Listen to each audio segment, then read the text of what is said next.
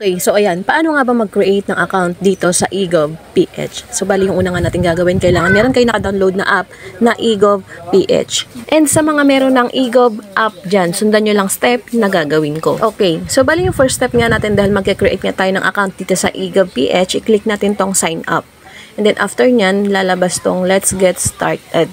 Okay, so ito yung mga dapat nating i-fill out. So, unang-una dyan yung first name, middle name, last name. And then yung email address. So, kailangan active yung ilalagay yung email address dahil po dyan po sila mag-send ng code.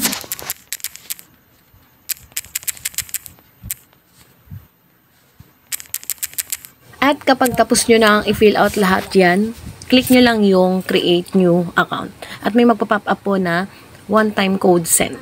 So, di ba sinabi ko kanina na kailangan active yung email address na ilalagay nyo dahil dyan po sila mag-send ng 6-digit code. Okay, so ayan, check natin yung ating email. So, balikan itong email yung marireceive nyo na galing sa eGov.ph. Ayan.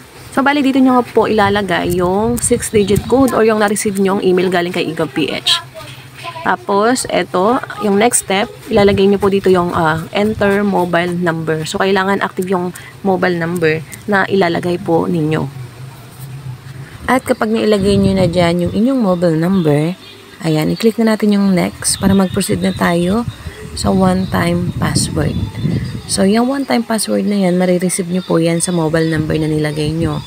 Kaya kailangan yung ilalagay nyo pong mobile number dyan ay active. So, ayan. At kapag na-receive nyo na yung one-time password na magka-text sa inyong mobile number, so ilalagay nyo lang dyan at magpo-proceed na kayo agad dito sa may pag-create ng MPIN. So, gagamitin nyo to kapag magla-login kayo sa inyong eGov app.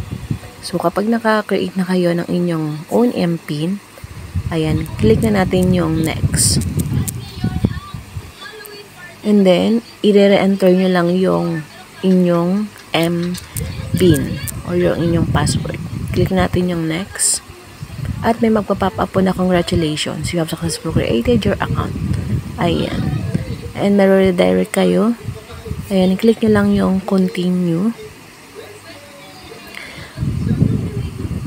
So, ayan.